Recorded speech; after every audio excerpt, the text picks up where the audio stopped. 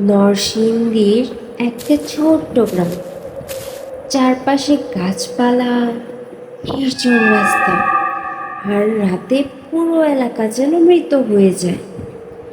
এই গ্রামের মানুষজন একটা কথা খুবই ভালো করে জানে, রাত ৩টার পর যদি কেউ দরজায় নক করে কখনো দরজা খোলা যাবে না।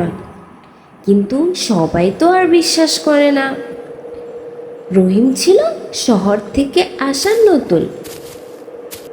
এসব কুসংস্কার শুনে সে হেসে উড়িয়ে দিত।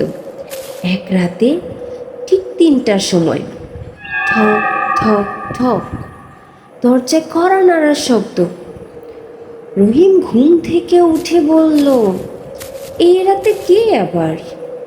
বাইরে থেকে একটা মেয়ের কণ্ঠ। দরজা খোলেন, আমি রাস্তা হারিয়ে ফেলেছি।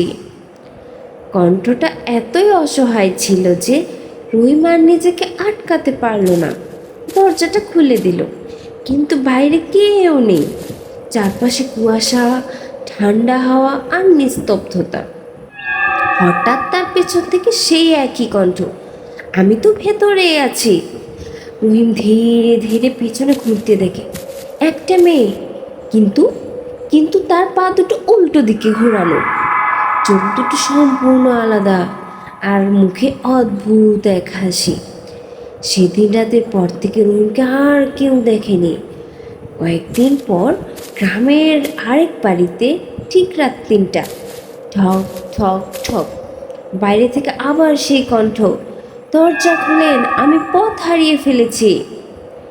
আজও নরসিংদীর সেই গ্রামে রাত ৩টার পর দরজা কেউ নক করলে কেউ আর সহজ করে দরজা খোলে না।